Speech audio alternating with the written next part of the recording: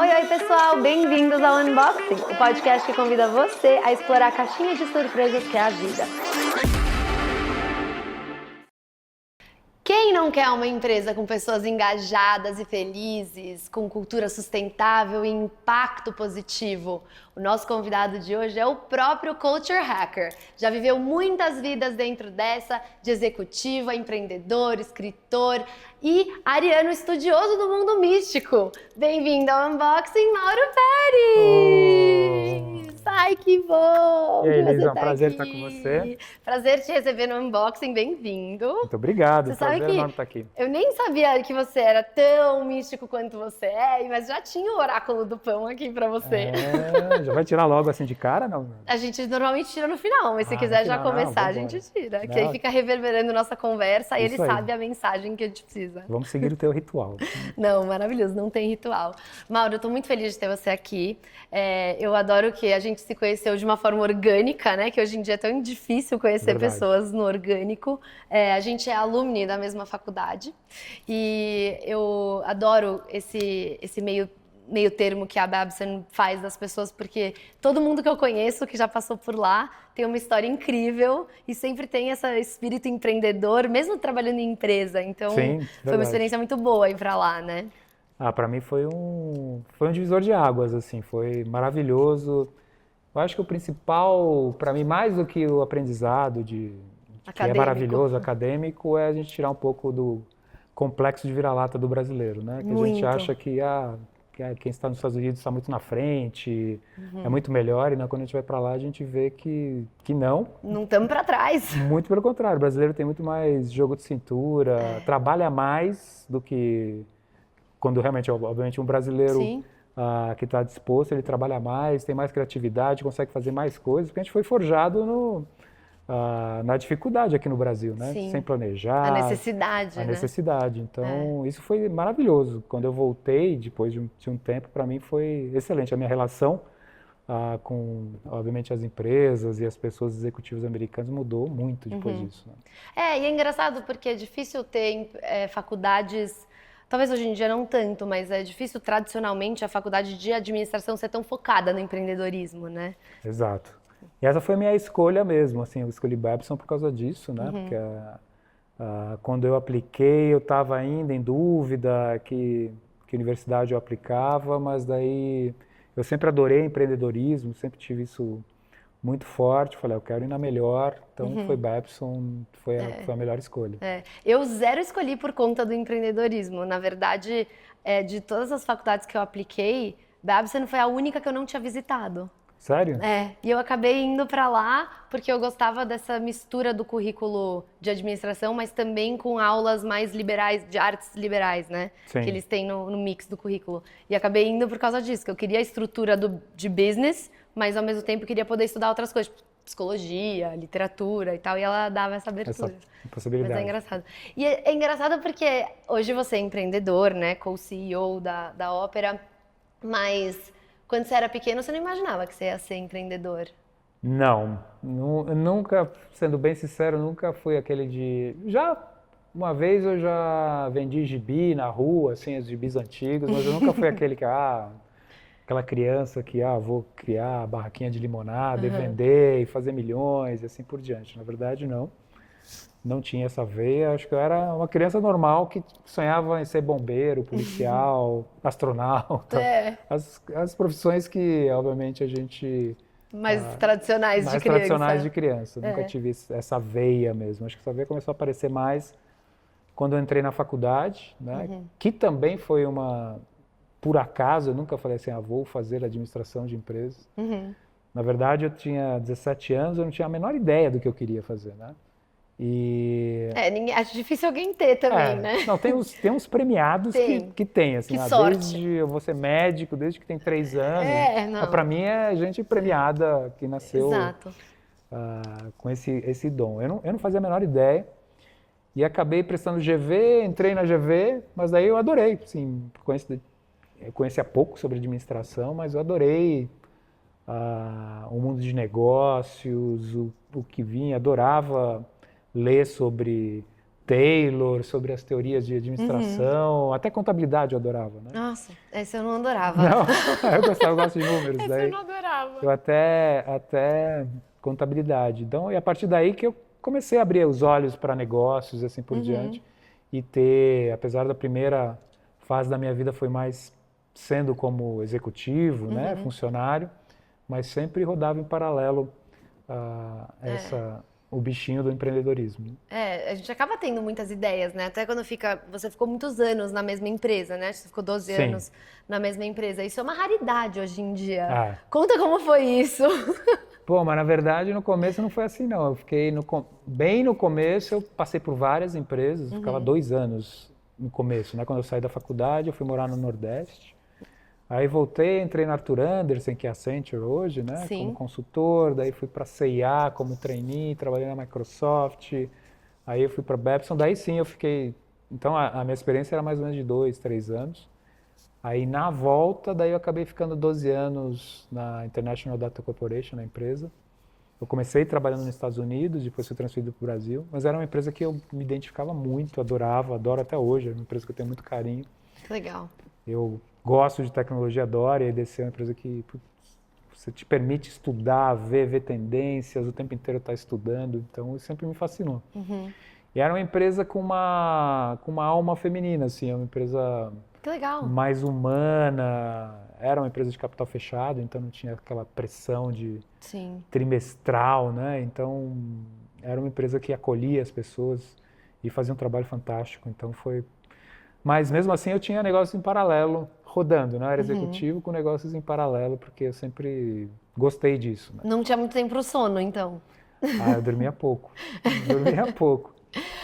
Mas eu achei interessante isso que você falou, de ser uma empresa mais feminina. Conta um pouco sobre isso, assim, da alma feminina da empresa. O que te diz pensar isso, assim?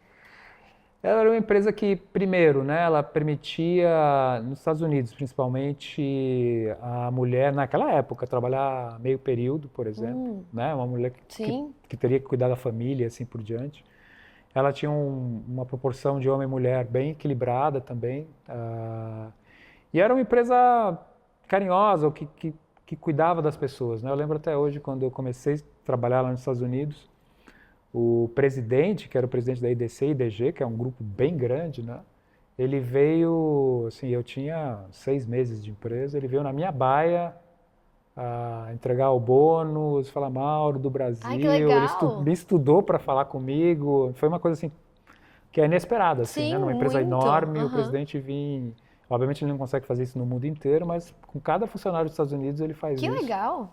Nossa, então, é pra você ver os detalhes, né? Total. Então, é humano, né? Assim, você exato. lembra que tem uma pessoa por trás daquele resultado, né? E isso é muito legal. Então, essa experiência com certeza deve ter te impactado bastante na formação da ópera. Sim, né? Ou seja, na verdade, a ópera foi fruto de evoluções de outros negócios que eu fui tendo, né? Quando eu saí da IDC para empreender, né? Foi para montar uma empresa que fazia pílulas de vídeos de conhecimento. A gente fez mais de 2.000 vídeos, chamava MBA 60. E depois acabei saindo para montar Open Leaders, que era, o próprio nome diz, que era uma liderança mais aberta, uma liderança diferente, uma liderança mais humana, mas focada em geração de valor também, com resultado, com transparência, né? E acabou virando a ópera agora, que depois a gente entrou na Europa, então hoje chama Opera Education. E o que a gente faz é exatamente isso, é ajudar empresas que queiram focar em 3 coisas, né? Ou seja, que consiga ter resultados sustentáveis, ou seja, que cresça com resultados saudáveis e que sejam sustentáveis a longo prazo, com pessoas engajadas e comprometidas. A gente fala pessoas felizes, mas felizes é meio subjetivo, mas comprometidas e engajadas, que realmente estejam trabalhando com vontade, e que empresas que queiram também criar um impacto positivo no mundo. Então, sim, acho que influenciou, sim, mas é uma coisa que, para mim, é um propósito importante. Acho que as corporações não estão só... A gente está mudando cada vez mais esse mundo, né? Aquele conceito do Friedman, que era só o único motivo da empresa, a única razão da empresa é maximizar o resultado para o acionista, né? Hoje é uma coisa muito maior. Precisa pensar no todo mesmo, porque senão não vai conseguir, né, ter sustentado. Exato. Eu lembro que o curso que eu fiz com vocês, né, foi muito impactante para mim o conceito do líder anti-herói. Conta um pouco sobre isso. É interessante que a gente, desde criança, a gente é muito condicionado a amar os heróis, né? Tipo, né? Desde que a gente é criança, o que a gente lê? Gibi do quê? Super-herói. A gente vai pro cinema, o que a gente vê? O desenho, o quê? Do Batman, do Super-Homem, e assim por diante. Aí a gente chega também nos esportes e tal. Número 2 vale alguma coisa? Não, né? Geralmente não. Só É o que perdeu normalmente. é o que perdeu. O 2 é o que perdeu. Então a gente só olha para o vencedor, aquela pessoa tal. Então a gente entra no mundo corporativo achando que a gente precisa ser herói. E principalmente quando a gente assume uma posição de liderança, a gente acha que a gente tem que ter espaço para tudo, a gente não pode errar, que a gente não pode não saber, né? A gente precisa ter espaço para tudo, apontar a direção, ser o guru, né? Onde todo mundo te busca. A gente vem com esse peso nas costas de ser herói. Mas o que a gente vê é que quanto mais herói você for, mais passiva e acomodada vai ser a sua equipe. E menos você vai desenvolver ela, porque elas vão ficar esperando você para ter as respostas, né?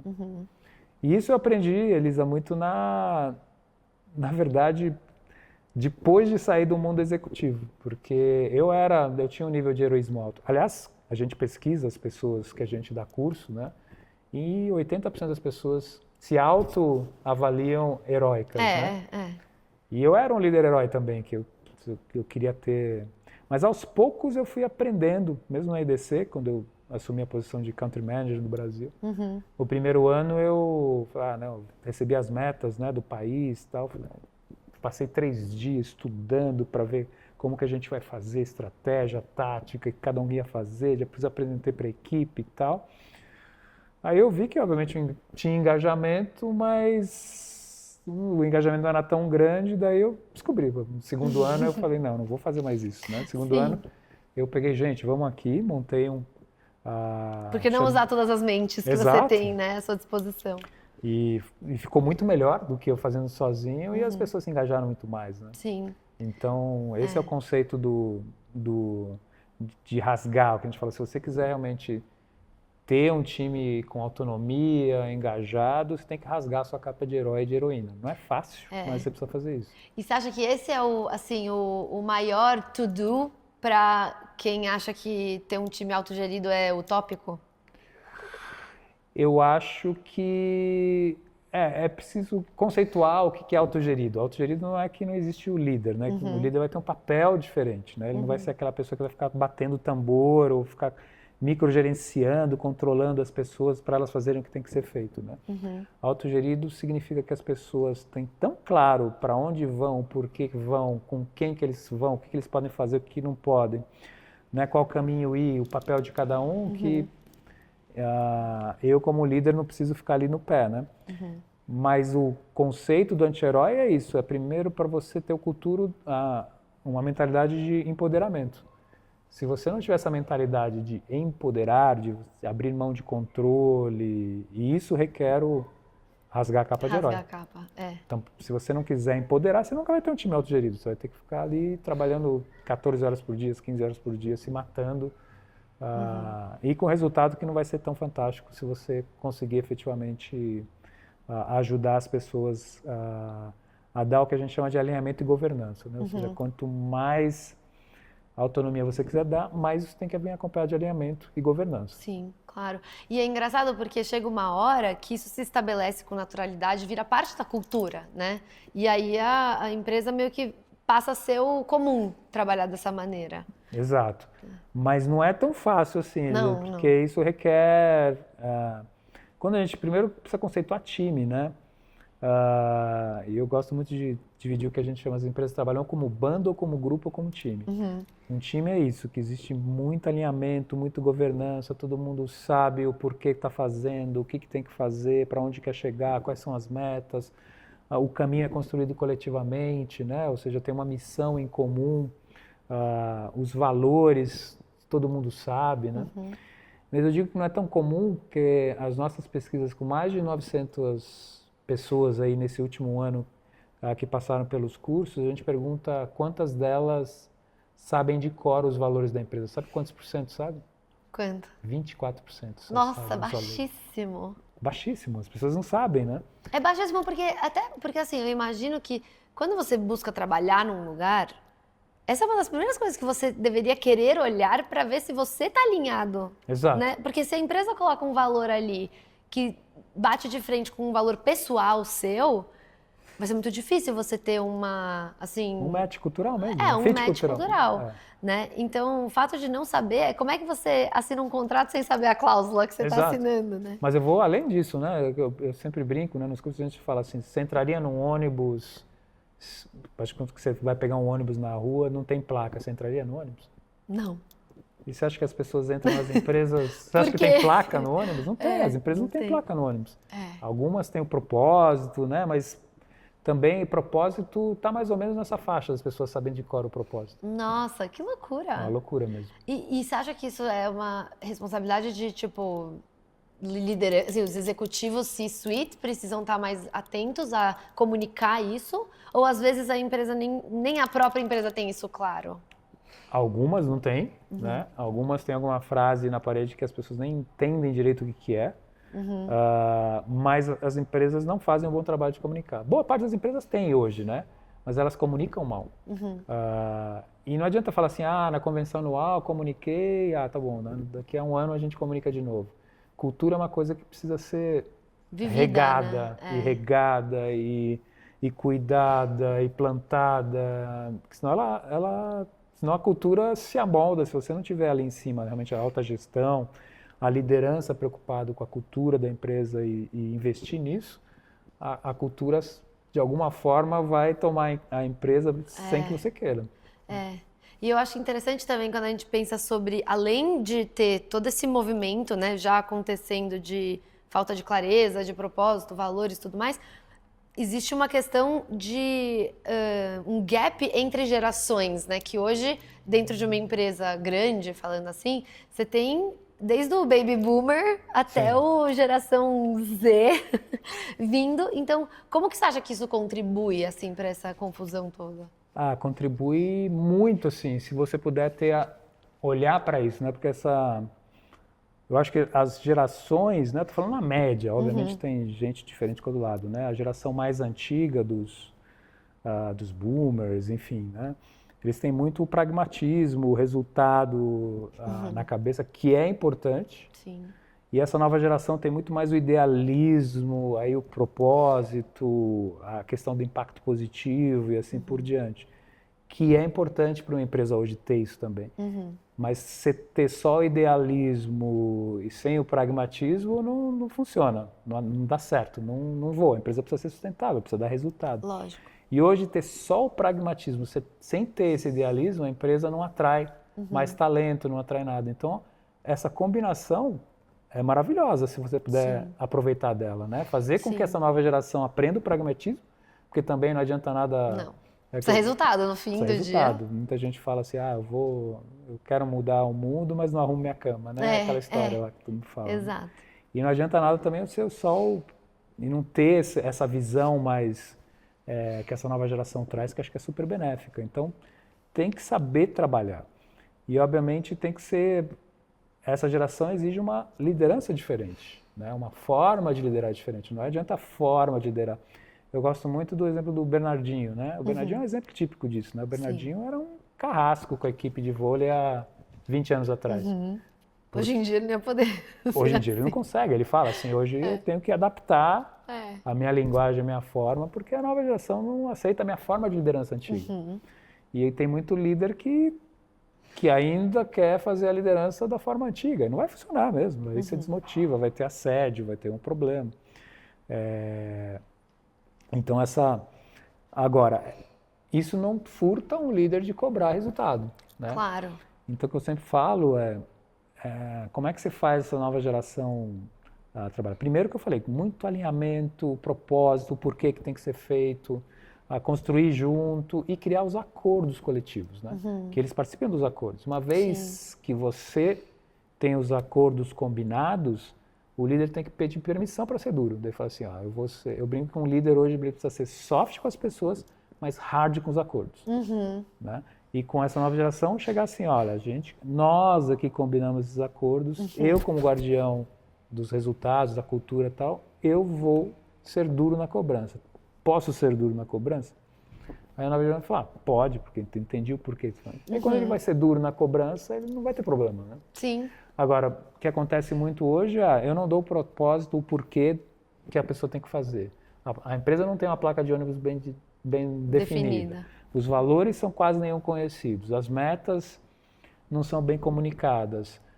O que é esperado de cada um não é também muito esclarecido. Daí eu vou lá e sou duro com a pessoa, daí não tem jeito. A pessoa não vai responder mesmo, ou vai ficar ofendida, assim por diante. Claro, e eu acho que até a pessoa que, assim, olhando, se fosse aquele líder vendo de fora, falaria, pô, realmente, né, tá ruim, assim, não faz. E o que você acha, assim, no geral, se você fosse anotar uma receita de bolo, assim, o que transforma uma cultura em uma boa cultura, no geral? Receita de bolo é difícil, mas, assim, o que eu vejo é que eu gosto muito do Barrett, ele é em inglês, que ele tem um conceito dos 7 níveis de consciência das organizações e os 7 níveis de consciência dos líderes, né?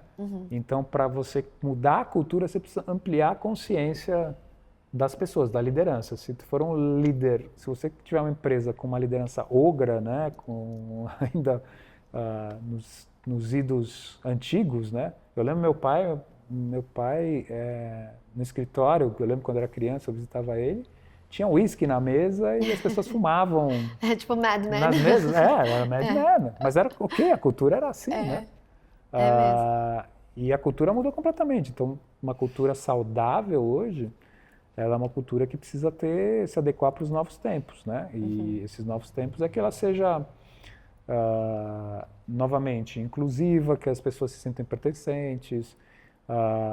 E não é uma cultura de cada um faz o que quer, muito pelo contrário, né? É uma participação, né? Mais do que cada um fazer o que quiser, você sentir que você está construindo essa cultura também com a sua dedicação. Exato. Aqui a cultura ela já vem, né? Ou seja, a cultura é muito também deriva do pensamento ou da vontade dos líderes, né? E quando ela se perde, a empresa perde um pouco da personalidade dela, né? Sim. Mas uma cultura saudável é criada obviamente, quando você cria condições de criar um ambiente psicologicamente saudável, onde as pessoas se sentem pertencentes, onde existe um pouco mais de justiça, de transparência, onde existe foco no que gera valor, onde tem respeito com os funcionários, com os clientes. Sim. Enfim, é toda uma construção, né?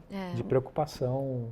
É quase uma consistência, né, assim, de comportamentos, que não é uma coisa na frente do cliente, depois dentro de casa é outra. Então, isso ajuda também a manter, né? Sim, e que seja também sustentável, né? Porque não adianta também ter uma empresa maravilhosamente com Fachada. ambiente. Não, até que seja mesmo.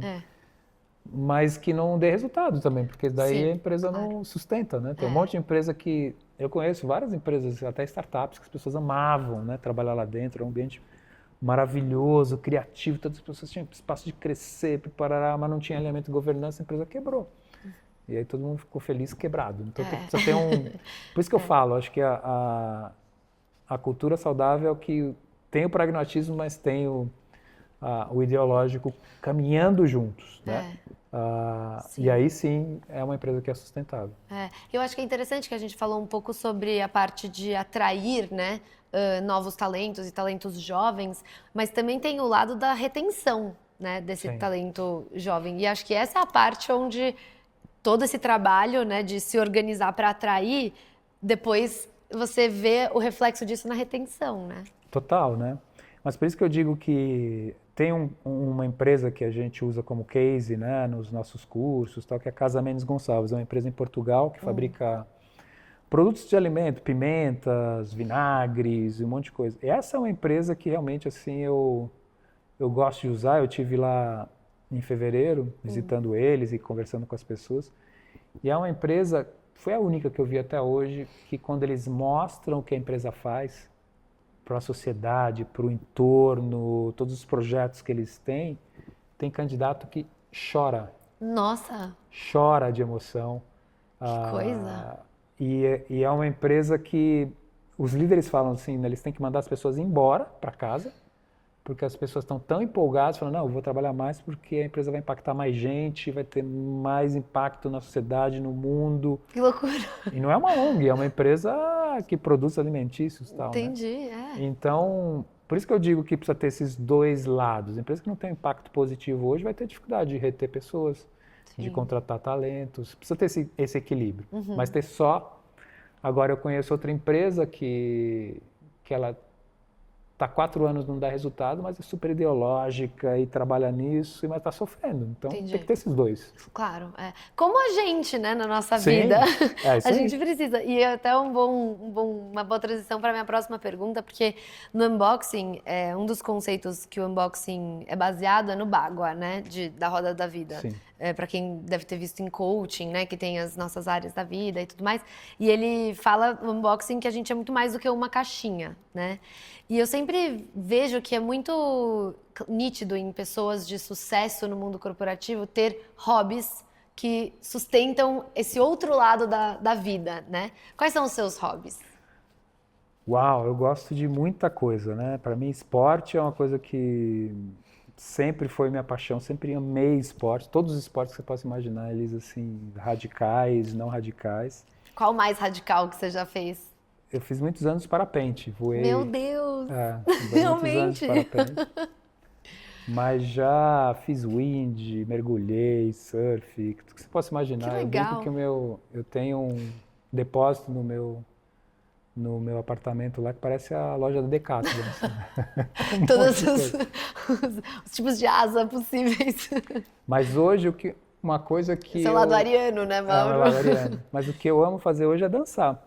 Ah, que legal. É. Que tipo de dança? Salsa, principalmente salsa. Que máximo!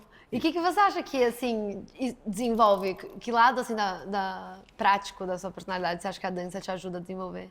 Para mim, me ajuda muito a fluidez, a fluir, a sentir. Eu sou uma pessoa mais mental, então ele me ajuda a sair da mente concreta e entrar no abstrato. Vai pro intuitivo, né? Que você tem que seguir o ritmo.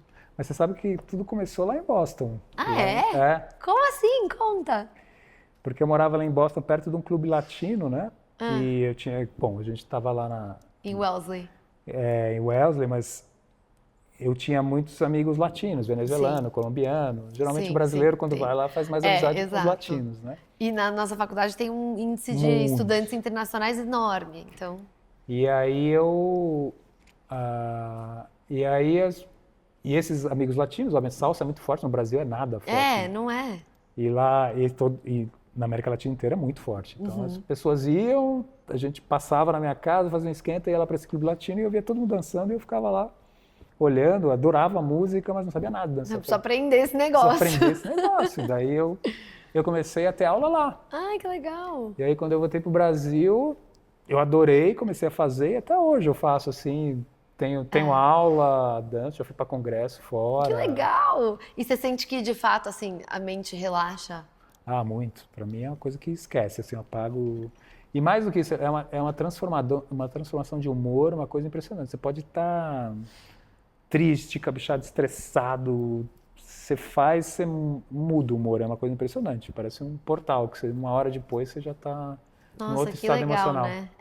É muito importante isso, eu acho que... E às vezes é uma coisa que você nem precisa ter uma aula, assim, você liga a música na sua casa e você pode Total. se desligar do dia dessa maneira, né? Então é Mas legal para mim isso. a melhor forma de arte é o movimento com música. Porque, como você falou, eu sou ariano, né? Então Sim. ariano precisa de ter movimento. Sim. Então, juntar esses dois para mim foi a melhor forma de arte. Eu não sou de pintura, dessa coisa muito abstrata, nem nada. Então Entendi. precisa ter movimento para mim. Corporal mais, assim. Precisa ter movimento. Daí, então, esse eu acabei achando os esportes, eu acabei abrindo mão de vários, né? Dos mais radicais? Sim. Na verdade, teve uma passagem interessante, né? Que na época foi terrível, mas foi super bom quando eu olho hoje. Quando eu tinha 30 e poucos, eu tive um descolamento de retina jogando futebol. Nossa, Tomei uma bolada. dói pra caramba, não dói? E passei por uma operação, né? Delicada e tal. E até aquele momento eu era zero espiritualidade, né? Para mim, minha vida era viajar, trabalhar e fazer esporte. Era E assim voar. a vida. E fazer esporte, voar, enfim.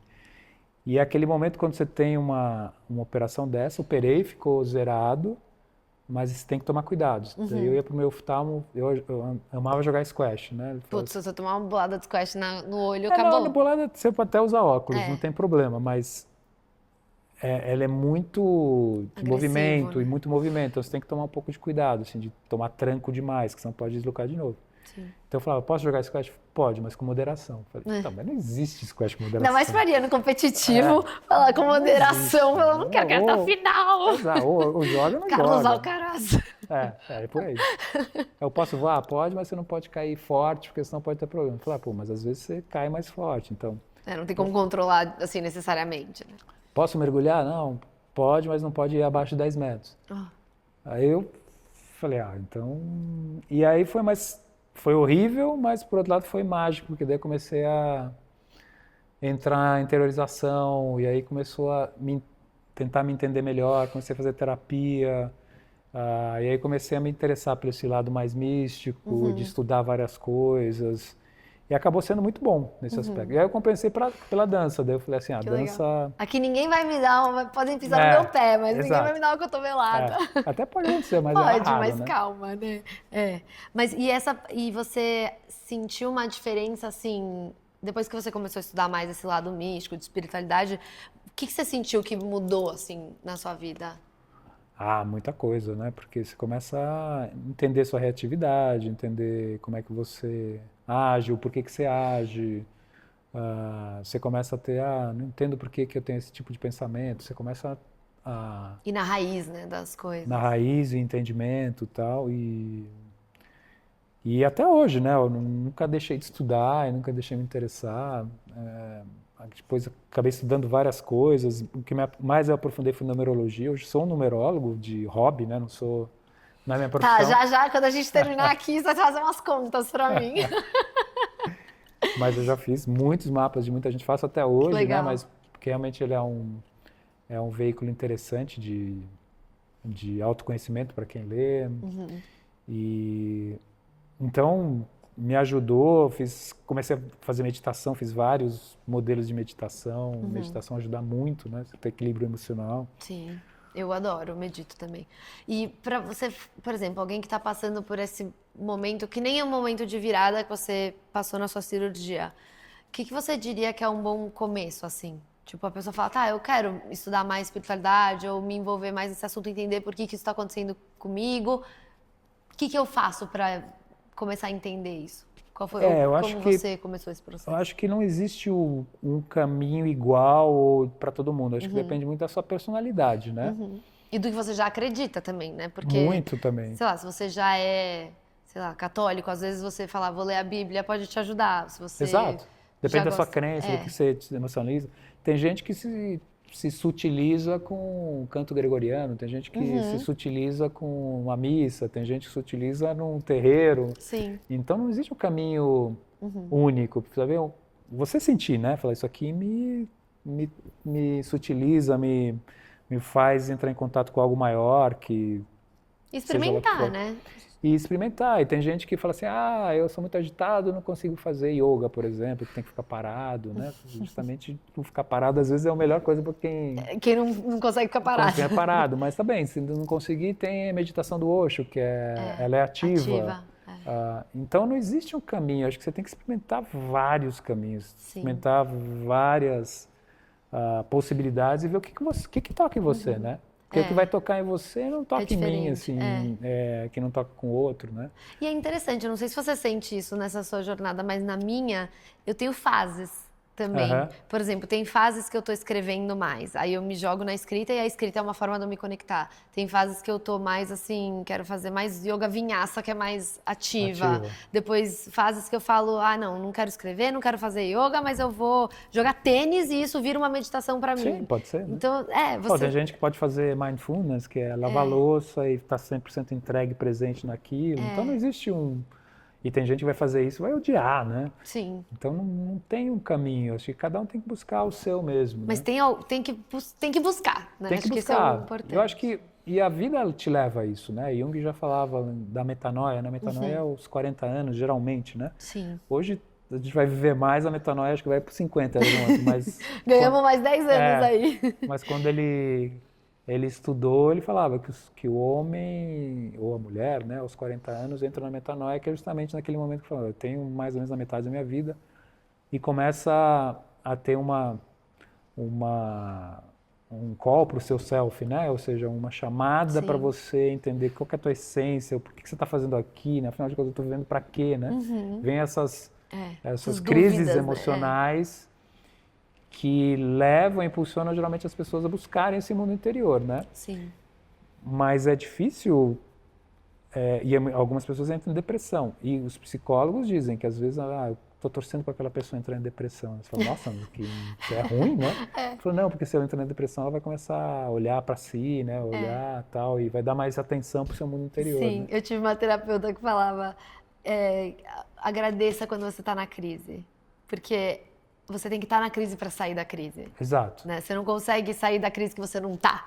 Você não consegue nem enxergar, né? Que eventualmente, né? E o desconforto te obriga a buscar soluções, né? É que nem quando você está no trabalho, você precisa resolver uma questão ou fazer uma apresentação importante, você estando naquele momento de pressão, a cabeça começa a surgir, peraí, mas então deixa eu experimentar por aqui, e se eu fizer isso, e se eu fizer aquilo? E é a mesma coisa na crise, né? Total. Mas cada vez mais, esse mundo tá nos levando cada vez mais para fora, né? Sim. Com esse barulho imenso que a gente está vivendo, é mais difícil a gente mergulhar, né? Eu brinco que né, o ego grita e a alma sussurra, né? Então, sim, com certeza. Você conseguir dar escuta para a alma eu tô lendo um livro que chama Nação Dopamina, você já leu? Já li. Nossa, é assustador, né? É assustador, mas é muito interessante porque ela fala justamente disso, né? Que a gente não sabe mais ter tédio, a gente não sabe mais silenciar, e quando a gente não silencia, porque se a gente está o dia inteiro scrolling, nossa mente, nossos pensamentos, nossas reflexões, elas não têm como subir para a superfície. Então você não consegue se escutar se você não dá essa pausa. Exato. Né? E é uma coisa que eu sou uma pessoa que às vezes eu me pego no celular, assim, eu tô escovando o dente, eu coloco o celular no espelho, tô assistindo, falo, calma, mas eu não preciso ver isso agora, sabe? Exato. Desliga esse negócio e deixa eu escovar meu dente pensando em nada. Esperar o elevador, né? Esperar o elevador, ou Total, assim, 2 horas de fila no Detran, você sobrevive ficar 2 horas de fila sem olhar o celular, né? Quem sabe conversa com o vizinho. Exato, mas assim, essa nossa cobrança de alta produtividade, né, o tempo inteiro tendo que produzir e fazer, cada vez a gente está sendo levado para isso, né? Tem que se policiar mesmo. Eu também estou na mesma toada, não estou falando que não. Não, a gente é humano, a gente também faz parte dessas tentações. Falo, nossa, por que eu estou assim, né? Eu acho que a gente escolheu encarnar agora para justamente ter esse desafio, né? Por isso que a meditação é importante, de vez em quando. Você parar pelo menos por um tempo e... Não precisa ser 1 hora, faz 15 minutos, já é ótimo. Mas sabe a coisa que mais me tira dessa dopamina, do vício em dopamina, é a natureza. Assim, para mim, esse é o... É o grounding mesmo, né? De conseguir. Estar na natureza é o que eu acho que, de novo, né? Para mim funciona, talvez para outra pessoa não. Tem gente que odeia mato, inseto, né? Mas é que nem o cara que fala que não consegue fazer yoga porque não consegue ficar parado. Às vezes essa pessoa que odeia mato precisa ir pro mato um pouco. Às vezes sim, mas eu conheci uma pessoa que ela era, tem um termo aí que é naturofobia, sei lá. Ela tinha fobia da natureza. Que loucura, nem sabia que isso existia. Tem. Nossa, fobia da natureza. E é engraçado você falar de natureza, né? Porque, e a gente comentou um pouquinho sobre astrologia e tudo mais. A astrologia, para mim, tem tudo a ver com natureza, né? Porque você se obriga a se conectar com o sol, com a lua, e lembrar que a gente faz parte de um micro arroz num sistema gigantesco e que tudo está nos afetando, né? Assim, nos trânsitos. Como que você vê, assim, a astrologia? Você usa isso no seu dia a dia? Ou é uma coisa mais assim, todo ano eu faço um retorno, mas depois não... Eu leio já estudei bastante astrologia, estudo até hoje, né? Não sou um astrólogo, né? Mas gosto bastante. E acho que ela, assim, a lógica, né? Nós somos 70% água, né? Se a Lua da Rege a fase da maré. Lua, rege a maré, que é a água, que é o planeta Terra, como um astro não vai Nos afetar. nos afetar de alguma forma, né? É. Então, você saber como é que tá, ver os trânsitos, ver o que acontece, não é que vai te evitar ou vai te salvar a vida e tal, mas ele te ajuda a você fluir. Sim. Você tá com ou cuidados que você tem que ter, tem às vezes uma fase que quero comprar uma moto, tá uma fase que não está muito propícia, que você está propício a acidentes, por exemplo. Então, Sim. adia por uns 2 anos. Exato. Se você vai comprar, você vai ter um acidente? Não, necessariamente, mas pode ser que aconteça. Você tem mais Sim. possibilidade disso acontecer. Então, Sim. eu gosto É bastante. tendência, não é evidência, né? Exato. Tem uma amiga minha astróloga que até veio no unboxing e ela falou isso. Ela falou, é tendência, não é evidência. Se você tá no Waze, indo do lugar A pro lugar B, ele fala, vire à esquerda, você pode continuar reto. Ele vai recalcular. Mas a astrologia é isso. Ela tá falando, a tendência é que você vire à direita. Mas se Exato. você continuar reto, você vai chegar, mas por outro caminho, né? Exato. Então isso que eu acho que é legal. Às vezes E acho que assim, a astrologia mostra as coisas muito grosseiras, ela deixa sinais fortes, né? Por exemplo, a pandemia, quem é sério, quem estudava astrologia a sério, sabia muitos anos antes que alguma coisa ia acontecer no dia 15 de março de 2020. Não dava para dizer que era uma pandemia e tal, mas que alguma coisa muito feia ia nível acontecer, global, nível né? global ia acontecer. Você pode ver que quem estudava astrologia já sabia disso. Sim. Então, para mim aquilo foi uma evidência, né? Um grupo que eu estudo, assim, há 4 anos antes, a gente já discutia como se preparar para o dia 15 de março de 2020, como é que se preparava. Nossa. Eu não sabia que era uma pandemia, mas sabia que alguma coisa ia acontecer. Loucura. Bom, mudando um pouquinho de marcha e chegando na nossa reta final aqui, que a gente tem um jogo de ping-pong, depois a gente vai tirar a nossa carta. Eu queria só perguntar para você, assim, qual conselho você daria para uma pessoa que hoje trabalha no corporativo, tem uma ideia de um negócio que está fazendo na paralela e quer fazer o side hustle full time? Como saber quando sair? Acho que é uma pergunta de $1 milhão, mas acho que você é uma boa pessoa para dar um norte para esses... Eu acho que daí você precisa classificar muito a pessoa em que estágio ela está na vida, né? Porque se ela tem filho, não tem filho, ela tem qual é a condição financeira, tem esposa que depende, não depende, né? Eu acho que quando você é muito novo e não tem nada a perder, acho que é o melhor momento. É que nem fazer mochilão na Europa. Faz quando você está com 20 e poucos anos, porque depois vai ficar cada vez mais difícil fazer isso, né? Então, empreender, se você tem essa veia, já começa logo cedo, porque você não tem um custo fixo alto para bancar. Quanto mais velho você vai ficando, com mais família, seu custo fixo individual vai ficando mais caro, mais velho e mais... É mais risco também, né? Mais risco, e não só isso, mais o negócio vai ser difícil você reinvestir o dinheiro que você ganha no negócio. Então, quando você tem um custo fixo alto, que eu diria que seu prolabore vai ser alto. Daí você não vai ter dinheiro para investir na empresa crescer. A menos que você tenha um aporte forte de fora, né? E quando você é novo, não. Você vive lá com R$2.000, você consegue viver muitas vezes, às vezes com menos, né? Você mora na casa dos seus pais, tudo que você ganha, você pode reinvestir na empresa, né? E aí você consegue rampar mais alto, né? Mas eu diria que a primeira é a chama mesmo, se tem uma chama interna de fazer isso. Tem gente que nasceu para isso, tem gente que não nasceu para isso, né? Tem gente que nasceu, que se sente muito melhor, pô, eu quero ter o meu pagamento no final do mês, meus benefícios, personalidade mesmo, né? Porque empreender não é fácil, empreender vai te exigir, principalmente quem está acostumado com o mundo corporativo, né? Eu saí do mundo corporativo e fui para o empreendedor e eu tinha, né, como executivo de uma multinacional, tinha... Uma estrutura, né? Benefícios mil, né? Assim, um monte de coisa. Que saiu de lá, primeiro dia, você vai vendo seu ticket, né? Os seus benefícios, todo migrando, seu plano de saúde migrando, tudo bacana para você.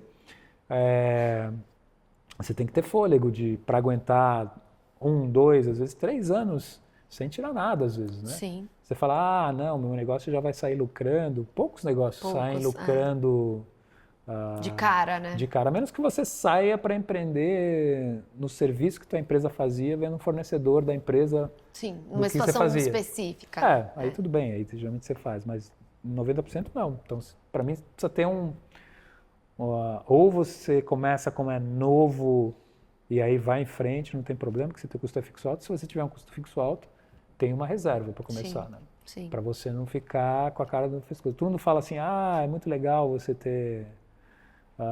tá no acorde do pescoço, porque aí você vai...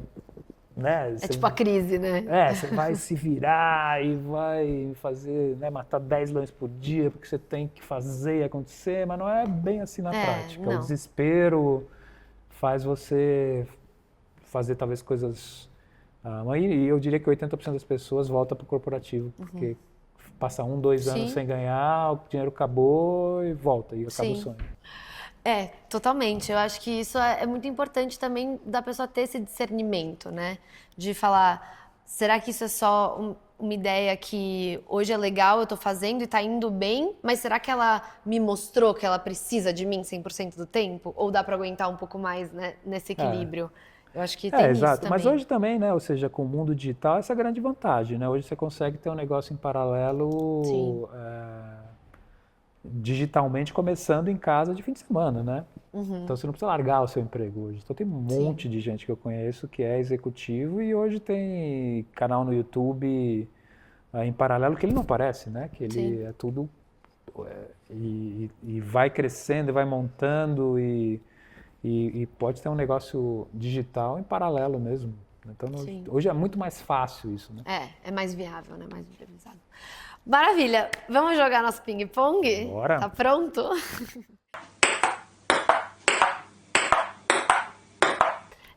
Uma palavra pro dia de hoje. Frio. Frio, tá muito frio. Não a conversa fria, o Não, dia. tá maravilhoso. O dia tá frio, mas a conversa tá quente. Um conselho para uma hora adolescente. Para mim, assim, volta muito para mim. Hoje um dos maiores, assim, doenças da sociedade hoje. Sabe quantas horas a gente... eu sei que ping-pong tem que ser rápido, mais rápido. Não, Sabe não, quantas pode falar. horas a gente estuda desde que a gente entra no maternal até faculdade, mais ou menos? Quantas? 18 mil horas. Quantas dessas 18 mil horas é voltada para o mundo exterior, quanto é para o interior? 0 para o interior, né? 18 mil horas para o interior. Então eu falaria, Mauro, pare... Equilibra. Estude. Talvez você tenha que ser obrigado a estudar os 18 mil horas, mas dedique umas 3 mil horas para você estudar o próprio Mauro. Total. Nossa, que conselho sábio. O Mauro adolescente ia ser muito feliz de ter seguido esse conselho. Eu ia dar muito menos cabeçada na vida se eu tivesse começado antes. Uma música para escutar hoje. Eu vou, como eu falei de salsa, sem salsa não há paraíso. Então tá bom. Então, já vamos começar a brasileirar a salsa um pouco, vai, gente. Uma experiência que todo mundo deveria ter. Uma experiência é morar fora. Morar fora Concordo. É sensacional. Liderança é? Liderança é inspirar, é desenvolver, é conectar, é conhecer de pessoas, né? Você precisa ser um expert em pessoas. Então eu brinco, outra brincadeira que eu faço, né? Eu sempre pergunto assim para as pessoas assim, quanto uma usina de álcool, né, tem que conhecer de cana-de-açúcar? Pouco ou muito? Muito, é a principal matéria-prima, né? Qual que é a principal matéria-prima de um líder? Pessoas. Então liderança é conhecer pessoas. Total. Se você tivesse um superpoder, qual seria? Um superpoder, qual que seria? Nossa, eu amaria tocar música com maestria, assim, tocar qualquer instrumento, tipo. Nossa, isso seria assim Eu já tentei aprender, toco um pouquinho de violão, mas mal pra caramba, não tenho o menor talento, assim, mas eu amo assim, música. Que legal. Esse superpoder a gente nunca teve, é muito legal esse superpoder. Amaria poder, assim, voltando um pouco para aquilo que sutiliza, uma das coisas que me sutilizam é ouvir música barroca, né? Adoro, assim, música barroca. Se eu pudesse tocar com maestria música barroca, nossa, seria um poder que eu ia amar, assim, né? Que demais! As coisas que eu mais piro, eu vejo o pessoal mais velhinho, lá com 80, que domina um instrumento, eu falo, pô, isso é envelhecer feliz. Vai. Cabeça saudável, porque é um exercício pro cérebro, né? Isso, né? Incrível. E o último, uma dica que você quer deixar para as pessoas. Uma dica para as pessoas, né? Nossa, essa é interessante. Bom, aí é meio clichê, mas invista em se autoconhecer, né? Seja lá, ah, Independente de quem você independente for, que né? for, seja via terapia, via meditação, se dedique a estudar a coisa mais importante dessa vida, que é você mesmo, né? A gente veio aqui para se conhecer e tentar melhorar, né? Ou seja, tentar sair melhor do que entrou, né? Então você só faz isso através de conhecer suas reatividades, conhecer se conhecer, né? E Sim. autoconhecimento realmente é fundamental. E Maravilhoso. use todas as ferramentas que você tenha na mão para isso. Vamos ver qual é a nossa mensagem do dia? Vamos lá. Então vamos lá. Puxa uma Eu carta, que eu puxo tiro? uma. Tá. Sim, nós dois E puxamos tanto uma. faz de cima ou de baixo? Qualquer uma que chamar você. Uma já piscou pra mim. Deixa eu ver aqui então. Vamos lá. Vou fazer aqui, vamos ver na intuição. A minha foi essa aqui. Ah, qual foi a sua carta? Disciplina. Uau, pode ler. Quando aceitamos e nos submetemos à ordem natural do universo, nos deixamos fluir. Nos conectamos à sabedoria e abrimos nossa mente e nosso coração ao aprendizado. Olha a salsa aí. Total. Fluir. Total. E a minha tem tudo a ver com a sua. Eu É. peguei tolerância. Ter tolerância. Fala, compreender que somos todos diferentes e que nossas diferenças se completam, formando o todo e nos tornando iguais, no direito de ser quem se é, de trilhar o próprio caminho, de ser aceito e amado incondicionalmente, compreender, aceitar e seguir o fluir e refluir da vida. Tem a Olha que ver. legal. Gente, ficamos por aqui. Muito obrigada para vocês que ficaram com a gente. Um beijo e até semana que vem.